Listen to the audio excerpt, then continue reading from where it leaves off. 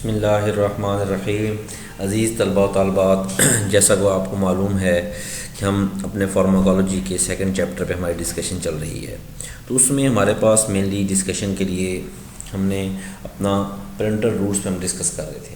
अगर मैं आपको प्रीवियसली थोड़ा सा रिकॉल देता चलूँ तो हमने इस चैप्टर को जब स्टार्ट किया तो हमने आपको बताया कि रूट ऑफ एडमिनिस्ट्रेशन होती क्या चीज़ है और इसकी क्या अहमियत है हमारी ड्रग एडमिनिस्ट्रेशन के हवाले से। ठीक है, उसके साथ साथ हमने इसको दो हिस्सों में डिवाइड किया, एटर्नल और पेरेंटल रूट ऑफ एडमिनिस्ट्रेशन। एटर्नल में हमने आपको मेन 3 रूट ऑफ एडमिनिस्ट्रेशन बताए। ठीक है, इसमें एक हमारा ओरल रूट ऑफ एडमिनिस्ट्रेशन था, एक सबलिंगुअल था और तीसरा रेक्टल रूट ऑफ एडमिनिस्ट्रेशन था। जब हमने बात की अपनी पेरेंटल रूट ऑफ एडमिनिस्ट्रेशन में तो हमने 3 मेजर जो पेरेंटल रूट ऑफ एडमिनिस्ट्रेशन है वो आपके साथ डिस्कस किए। हमने आपको बताया कि पेरेंटल रूट ऑफ एडमिनिस्ट्रेशन ये वो रूट ऑफ एडमिनिस्ट्रेशन है जो आपके इंजेक्टिबल्स आईवी के हवाले से है, जिसमें आपकी इंजेक्शंस की जो हम स्कीम उसको इसमें कंसिडर कर रहे हैं। तो हमने उसमें आपके साथ 3 जो हैं रूट्स मेन जो हमारे यूज़ होने वाले हैं जिनका कॉमन है वो आपके साथ 1 बाय 1 डिस्कस की, जिसमें आपके पास इंट्रावेस्कुलर था, आपके पास इंट्रामस्कुलर था और आपके पास सबकुटेनियस था। ठीक है, तो इनको 1 बाय 1 डिस्कस करने के बाद नेक्स्ट आज हम कुछ ऐसे रूट्स हैं जिनको हम अदर पेरेंटल रूट्स का नाम देते हैं, हम उन पे बात करेंगे कि अदर पेरेंटल रूट्स के हवाले से क्या मुराद है। देखें, आपकी स्लाइड्स आपको इंडिकेट कर रही है directly delivery of drug into systemic circulation without intestinal mucosa के विदाउट इंटेस्टाइनल म्यूकोसा को इन्वॉल्व किए बगैर जो डायरेक्ट डिलीवरी हो रही है ड्रग की आपकी सिस्टेमिक सर्कुलेशन में, वो आपका पेरेंटल रूट ऑफ एडमिनिस्ट्रेशन है। आप दूसरे लफ्ज़ों में ये कहें, अगर मैं आपको हुर्फ़े आम में सादा ज़बान में बताऊं कि आप डायरेक्टली ब्लड तक जो दवाई पहुंचाना चाहते हैं उसके लिए जो रूट आप इस्तेमाल करते हैं वो उसका मेजर क्लास पेरेंटल रूट कहलाती है। ठीक, आगे फिर हमने उनको डिवाइड कर दिया, आर्टरी पोर्शन है तो इंट्रा आर्टेरियल, अगर आपका कार्डिक पोर्शन है इंट्रा कार्डिक, अगर आपका वीनस पोर्शन है तो हमने वेन्स वगैरह हैं इंट्रावीनल हो गया, उसको हमने इस तरह से डिवाइड किया हुआ। तो कुछ नीचे ये रूट्स आपके पास हमने इंडिकेट किए गए हैं कि intradermal route into the skin, subcutaneous route into subcutaneous of tissues, intramuscular route into skeletal muscles, intravenous route into veins, intra arterial route into arteries, intrathecal route cerebrospinal fluid जो है जिसको आप CSF का नाम देते हैं, इंट्राथिकल रूट आपके उस पोर्शन को इंडिकेट कर रहा है। इंट्रापेरिटोनियल आपकी जो पेरिटोनियल कैविटी है उसमें जो आप इंजेक्शंस को इंसर्ट करते हैं वो आपका इंट्रापेरिटोनियल के नाम से इंडिकेट किया गया है। तो इसी तरह आप हमारे पास इंट्रा आर्टिकुलर है। ठीक है, हमने आप एनाटमी में इन चीज़ों को क्लियर किया हुआ है। साइनोवियल फ्लूइड जो आपका है उस पोर्शन में जो आप इंजेक्शन को करते हैं, इंसर्ट करते हैं, तो वो आपका इंट्रा आर्टिकुलर इंजेक्शंस के ज़ुमरे में आता है। तो पेरिटोनियल कैविटी के बारे में आप जानते होंगे। पेरिटोनियल कैविटी क्या चीज़ है? ये पोटेंशियल स्पेस है बिटवीन द पेरिटोनियम जो आपकी है, जो सराउंड करती है आपकी अब्डोमिनल वॉल को। ठीक है, और आपकी जो वेस्ट्रल पेरिटोनियम है, ठीक है, जो आपके इंटरनल ऑर्गन्स के हैं उसमें उस पोर्शन में जो आपका एरिया आ रहा होता है। ठीक है, तो इस तरह से ये हमारे पास जो इंजेक्शन इस पोर्शन में लग रहे हैं उनको हमने किसका नाम दिया है? इंट्रा पेरिटोनियल का। तो अगर हम इसी तरह देखते हैं कि हमारे जो सैनोवियल फ्लूइड्स हैं तो वो बेसिकली ये वो फ्लूइड जिनको सैनोविया भी कहते हैं, तो ये विस्कस फ्लूइड हैं जो आपकी कैविटीज़ हैं सैनोवियल जॉइंट्स की। ठीक है, एग वाइट लाइक कंसिस्टेंसी होती है इसमें। तो इनका जो प्रिंसिपल रोल है ये रिड्यूस करते हैं फ्रिक्शन किसके दरमियान? Articular cartilage of synovial joints के। ठीक है, मूवमेंट के दौरान आपके जो साइनोवियल जॉइंट्स हैं उनमें जो है ये फ्रिक्शन को डिक्रीज़ करते हैं। ठीक है, तो ये आपके साइनोवियल जॉइंट्स जो हैं ये ऐसे जॉइंट हैं जो आपके बोन्स के दरमियान में पाए जाते हैं और ये एक दूसरे के इर्द गिर्द इनका होता है। जैसे आपके हिप जॉइंट हैं, एल्बो है, शोल्डर है, तो वहाँ जो आपके जॉइंट पाए जाते हैं वो आपके साइनोवियल जॉइंट कहलाते हैं। तो वहाँ जो हम इंजेक्शन इंसर्ट करते हैं उसको इंट्रा आर्टिकुलर इंजेक्शन कहते हैं। तो ये मतलब उसकी थी। अगर हम ओवरऑल हमने इनको एडवांटेज डिसएडवांटेजेस की बात की थी, इनको पेरेंटल रूट हम किया था। अगर हम एडवांटेजेस जस्ट आपको बताएं इसके पेरेंटल रूट के, तो उसमें आपके रैपिड एब्जॉर्प्शन ऑफ ड्रग इसमें कंसिडर की गई है, रैपिड एब्जॉर्प्शन ऑफ ड्रग और suitable suitable for unconscious patient. ये क्या है जी, जो अनकॉन्शियस पेशेंट है, खुदा न खासा कोई मदहोश है, बेहोशी में है, तो उसको आप ये इंजेक्शन इजीली उसको इंसर्ट कर सकते हैं। और इसमें no risk of degradation of the drug by digestive juice इसमें कंसिडर की गई है कि कोई डिग्रेडेशन नहीं हो रही ड्रग की डाइजेस्टिव जूस से। और इसमें आपके पास कंसनट्रेशन ऑफ जो ड्रग है वो लो कंसनट्रेशन ऑफ ड्रग इसमें हमें रिक्वायर्ड होती है। तो इसी तरह जैसे मैं हम बात कर रहे थे कि कुछ अदर रूट्स हैं, तो सबसे पहले आपके पास इंट्रा आर्टीरियल रूट आ रहा है। तो ये मेथड यूज़ होता है कीमोथेरापी में, ठीक है, जहाँ मलिग्नेंट ट्यूमर्स होते हैं और आपकी एंजियोग्राफी वगैरह के जो पोर्शंस हैं वहाँ आपका इस किस्म के उसको जो आपका इंजेक्शंस हैं उसमें कंसीडर किए जा रहे हैं। तो ये आपके मेनली जो कीमोथेरापी के पेशेंट्स हैं उनमें ये यूज़ हो रहा है। जबकि इंट्राकार्डिक जो है ये इंजेक्शन जो हैं वो आपकी जो आपके हैं लेफ़्ट वेंट्रिकल है कार्डिक अरेस्ट की सूरत में, तो वहाँ आप इनको इंट्राकार्डिक रूट ऑफ एडमिनिस्ट्रेशन को यूज़ कर। लेकिन ये वही बात है कि ये रेयर यूज़ होने वाले इंजेक्शन हैं। ये मतलब आपका जो डायरेक्टली आपका हार्ट है उसमें इसको इंसर्ट, हार्ट के जो मसल्स हैं ये जिनको वेंट्रिकल्स कहते हैं वहाँ इनको इंसर्ट किया जाता है। और ये इमरजेंसी की जो कंडीशन है जो रेयरली मतलब आम प्रैक्टिस में हर आम आदमी इसको नहीं कर सकता, उसमें ये यूज़ हो रही है। आपके कौन सा इंट्राकार्डिक, ये डायरेक्टली जो आपके हार्ट में जैसे एड्रीनालिन है, एपिनेफ्रीन है, ये आपका जब हार्ट रेट बीपी वगैरह बहुत ज़्यादा शूट कर जाए उस कंडीशन में है। लेकिन इसके लिए मच जितनी हम कह सकें एक्सपर्टी रिक्वायर्ड है, हर गली महल्ले में हर दूसरा तीसरा बंदा इसको बैठ के नहीं कर सकता, ठीक है। इसी तरह आपके पास इंट्राथिकल रूट है। इंट्राथिकल रूट क्या है जी, ये जो रूट है ये आपकी जो सब अरेगनॉइड स्पेसिस है जिनको आप सेरेब्रोस्पाइनल फ्लूइड भी कहते हैं, ये आपका सब अरेगनॉइड स्पेसिस जो हैं आपके लंबर, आपका जो लंबर है उसको पंक्चर किया जाता है। फॉर एग्जांपल स्ट्रेप्टोमाइसिन आपके इंट्राथिकली दी जाती है ट्यूबरकुलोसिस मेनिंजाइटिस के लिए।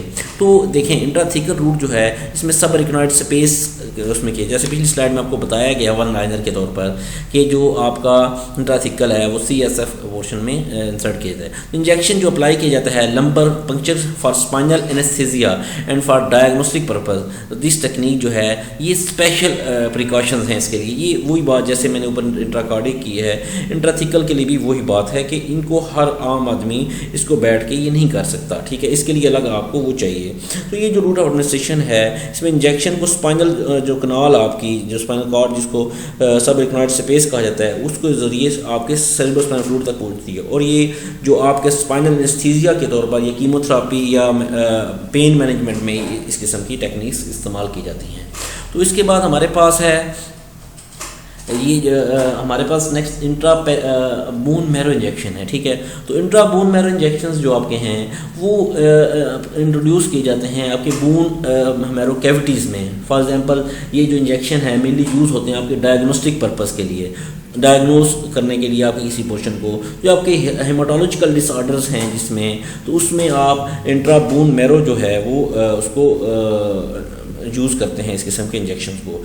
बार बार ये बात बताई जा रही है क्योंकि हमारे सिलेबस का हिस्सा है, हमने इसको डिटेल में देखना भी है और प्रिपेयर भी करना है। लेकिन आम मार्केट में समझ बंदा जेन में क्वेश्चन उठता है कि मैंने ये कभी इंट्राबोन मैरो इंजेक्शन लगता देखा नहीं है, तो ये आम नहीं है। जैसे आप IV हर बंदा लगा रहा है, IM हर बंदा लगा रहा है बैठ के, ठीक है, ये वो चीज़ नहीं है, ठीक है। तो इस तरह से इनके कुछ डायग्नोस्टिक पर्पस के हवाले से भी ये यूज़ हो पा रहे हैं। जब इंट्राकार्डिक की बात कर रहे हैं तो ये बेसिकली देखें आप हार्ट में डायरेक्ट इंसर्ट होना तो ये नॉट रिकमेंडेड नहीं होता। ये आपके इंजरी करोनरी आर्टरीज वगैरह जो हैं उनका इंटरप्शन ऑफ कार्डिक मैसेज हो जाता है इसमें। और इसका एडवेंट्रेड इंजेक्शन जो है ये मायोकार्डियम प्रोड्यूस करता है इंट्रा कैपेबल आपके एरिथ्रोमाइट्स वगैरह इसमें कंसीडर किए जा सकते हैं, ठीक है। इसमें इस किस्म के प्रॉब्लम्स को कंसीडर किया जाए। तो इसी तरह आपके पास जो इंट्रापेरिटोनियल इंजेक्शंस हैं ये जैसे मैंने पेरिटोनियल कैविटी की भी आपके साथ बात की है पिछली स्लाइड में, जो ड्रग है इसको इंट्रोड्यूस किया जाता है आपकी पेरिटोनियल कैविटी में, किसके थ्रू, इंजेक्शन के थ्रू।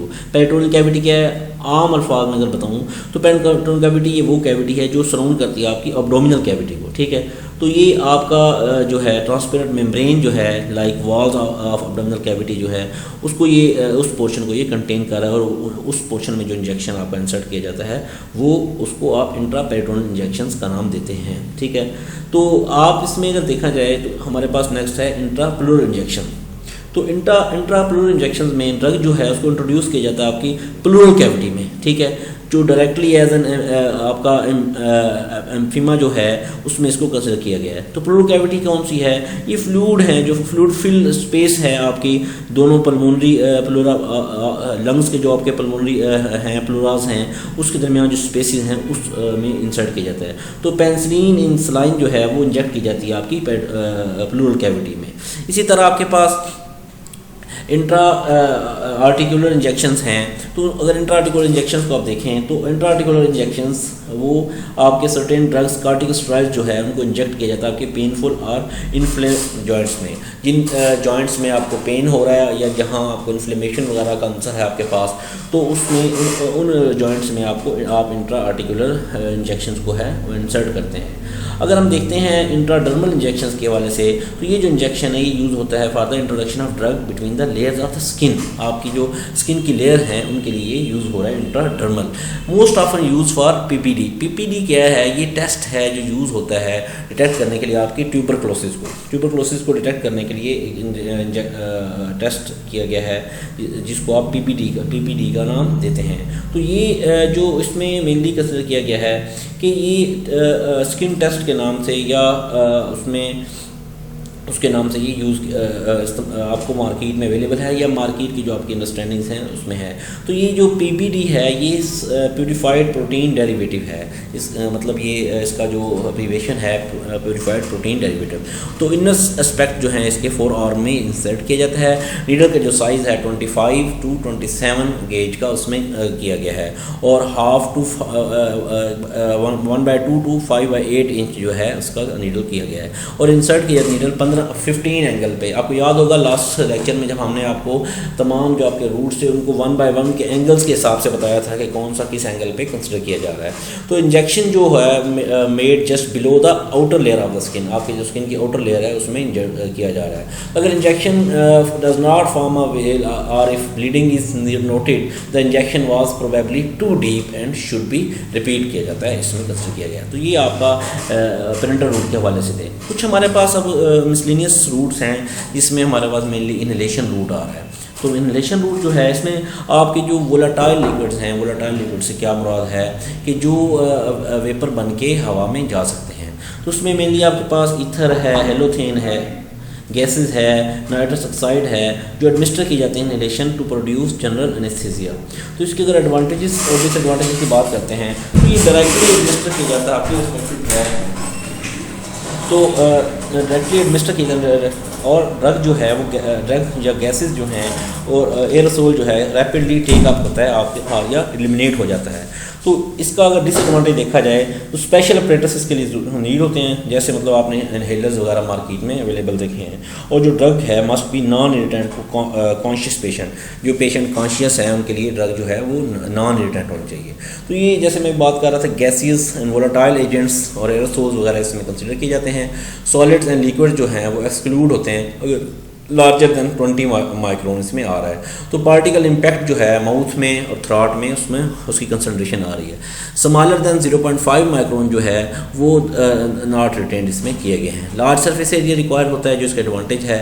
थिन मेम्ब्रेन्स पे सेपरेट जो है अलवेलाई फ्रॉम सर्कुलेशन इसमें आया है और हाई ब्लड फ्लो इसमें कंसिडर किया गया है। जबकि as a result of that rapid onset of action due to rapid access to circulation. तो इसमें अगर देखा जाए तो place the inhaler in your mouth, close your lips around it as you breathe in, press down on the inhaler। आप देख सकते हैं फर्स्ट स्टेप में रिमूव करनी है सबसे पहले कैप को और उसको शेक करना है, इसका तरीकाकार है। उसके बाद हम क्या करेंगे, हम ब्रीथ करेंगे, breathe out all the way, ठीक है। उसके बाद हम क्या करेंगे, place the inhaler in your mouth और क्लोज करेंगे योर लिप्स को around it as you breathe in, press down on the inhaler. End पे क्या करेंगे, hold your breath for a count of 10 second, ठीक है। Then slow breathe out. तो आप एक लम्हे के लिए उसमें अपने जो हैं उसको करेंगे, उसके बाद आप करना शुरू कर देंगे। तो इसमें अगर देखा जाए टॉपिकल रूट ऑफ एडमिनिस्ट्रेशन में तो टॉपिकल के हवाले से जो है, जो आपकी स्किन है, डर्मल उसमें जो है क्रीम्स हैं, ऑइंटमेंट्स हैं, उसमें लोकल आपका एक्शन कंसिडर किया गया है टॉपिकल के हवाले से। और ट्रांसडर्मल अगर देखा जाए तो अब्जॉर्प्शन ऑफ जो ड्रग है थ्रू स्किन, सिस्टमिक जो है आपका एक्शन, उसमें आपका स्टेबल ब्लड जो है, blood level, control drug delivery system के हवाले से। ये डिटेल में चीज़ें पढ़ने वाली हैं, फॉर्म डी लेवल की चीज़ें हैं, लेकिन चले उनके बारे में थोड़ा सा आपके साथ उनके नेम जस्ट इंडिकेट किए गए। नो फर्स्ट पास मेटाबॉलिज्म, इसमें स्टेबल ब्लड लेवल है, उसमें कोई फर्स्ट पास जो हम माउथ से लेके डाइजेस्टिव सिस्टम को, आपके इंटेस्टाइनल म्यूकोसा को ट्रीट करते हुए नहीं आ रहे होते इसमें। और ड्रग मस्ट बी पोटेंट और patch become too large, drug जो है मस्ट बी पोटेंट होनी चाहिए और जो पैचेस हैं ये ज़्यादा लॉन्ग नहीं होने चाहिए, ठीक है। इसमें आपके पास मेनली जो इसमें देखा गया है कि आपका ये जो पोर्शन है इसमें आपका स्किन का पोर्शन आ रहा है, इसमें खुदा न खास्ता अगर कहीं को प्रॉब्लम आता है तो वो आपके लिए ज़्यादा हार्मफुल होता है। इसीलिए कहा गया है कि अगर खुदा न खास्ता कहीं स्किन में प्रॉब्लम है तो पोटेंट, इसीलिए कहा गया कि ड्रग का जो इन्फ्लुएंस है, इफेक्ट है, वो हाई होना चाहिए, ठीक है। खुदा न खास्ता अगर उसका वही इफेक्ट जो है वो नेगेटिव साइड में जाए, मतलब डिसएडवांटेज के तौर पर है, तो वो उतना ही ज़्यादा नुकसानदेह साबित हो सकता है, ठीक है। अगर मिसलेनियस मेम्ब्रेन्स की बात करें तो आपके जो आई ड्रॉप्स हैं ऑन टू कंजक्टिवा जो है एयर ड्रॉप, तो इंट्रा जो है इंट्रानेजल रूट जो है उसमें आपका नोज़ वगैरह इसमें कंसिडर किए गए हैं। तो ये आपका इसमें टॉपिकल रूट के हवाले से थी। तो अगर हम इसको सारे को समराइज़ करें तो हमारे पास मेन रूट्स हैं दो, पेरेंटल और एटर्नल, ठीक है। एटर्नल में हमने आगे देखे 3 रूट्स, ठीक है। ओरल आपके पास आया, आपके पास उसके बाद रेक्टल रूट है, और थर्ड वन आपके पास सबलिंगुअल रूट आ गया, ठीक है, जो beneath टंग आ रहा है। इस तरह आपके पास पेरेंटल रूट में इंट्रावेस्कुलर रूट, इंट्रामस्कुलर रूट और सबक्यूटेनियस रूट को कंसिडर किया गया है।